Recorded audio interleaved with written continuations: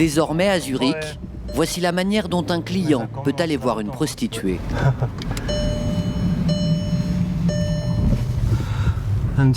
Ici, sur la droite, c'est là que les prostituées vont attendre. D'ailleurs, vous voyez, on leur a construit des abribus. Au volant, Michael Herzig. Il n'est pas client, il est l'un des créateurs de ce que les Suisses appellent des sex box, des garages à sexe, un drive-in unique en Europe. La première étape du circuit donc, passer devant ces abribus. C'est comme la prostitution dans la rue. Les travailleuses du sexe attendent ici et les clients passent en voiture. On ne voulait pas que ça ait l'air triste. Loin du centre, à côté d'une zone industrielle, un cadre presque bucolique. Les clients s'arrêtent et discutent avec la prostituée. Ils parlent de la prestation et du tarif. Et s'ils tombent d'accord, la prostituée monte dans la voiture. Une fois la prostituée à bord, le client va se garer dans un de ces 9 box en bois. C'est là, dans la voiture, que se déroule la relation tarifée, dans un environnement présenté comme le plus sain possible. Eh bien voilà un de ces garages. Il se gare à l'intérieur et comme vous pouvez le voir, il y a un trottoir de sécurité. Et là, on a prévu pour la prostituée une sortie de secours. Il y a aussi un bouton d'appel d'urgence au cas où le client deviendrait violent. La prostituée peut appuyer, il y a alors une alarme et une lumière très puissante. Comme ça, tout le monde est alerté.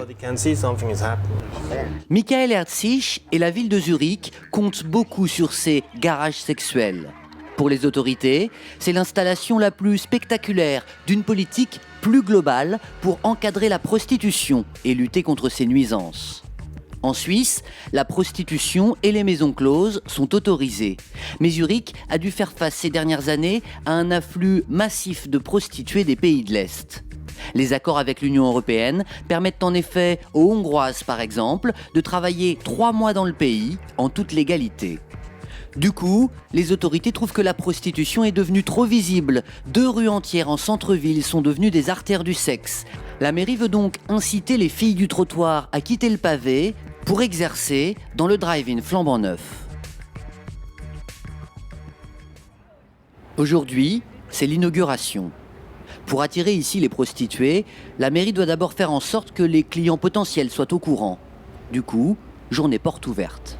Difficile de savoir qui, dans la foule de visiteurs, pourrait vraiment fréquenter les tout nouveaux garages à sexe.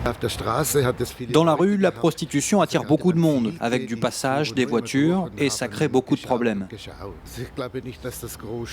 Ici, je pense que ça ne va pas créer de problème, car il y a peu de personnes qui habitent dans ce quartier. Ce système, apparemment, ça peut bien fonctionner. Ça va sans doute marcher. C'est vraiment la possibilité pour faire quelque chose de mieux pour les femmes, mais aussi pour l'entourage, pour toute la ville.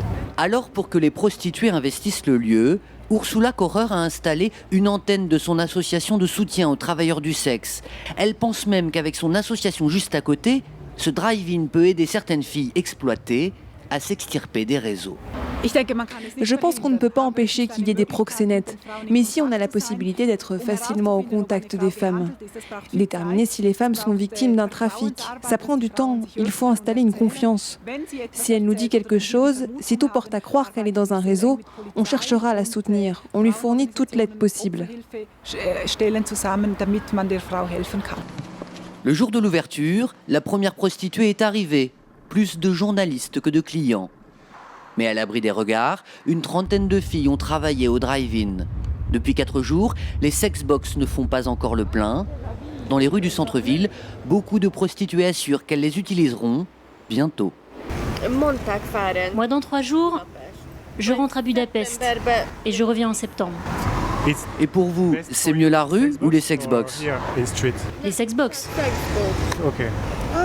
C'est une super idée. Pourquoi ? Pour des raisons de sécurité, comme ça on a un endroit tranquille. En plus, ici il y a souvent des problèmes avec la police qui vient faire des contrôles. Si on n'est pas en règle, on paye des grosses amendes. Parce que c'est dangereux ici pour les prostituées?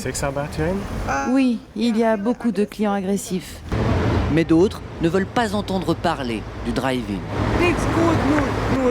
Moi ça ne me plaît pas. Il n'y a que 10 box, donc ce n'est pas pratique.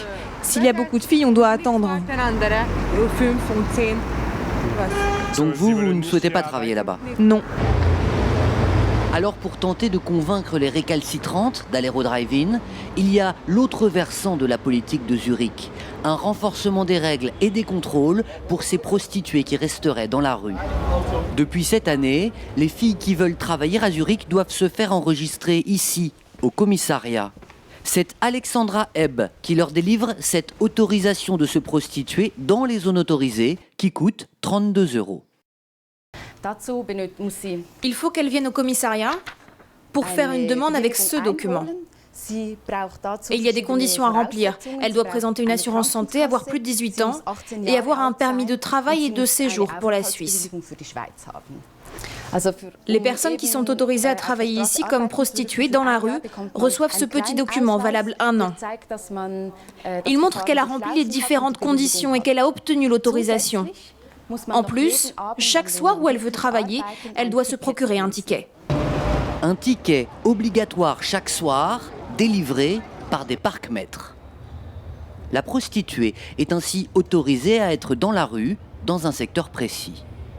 Et depuis l'ouverture du drive-in, les secteurs autorisés sont moins vastes, une manière d'éloigner les prostituées du centre-ville.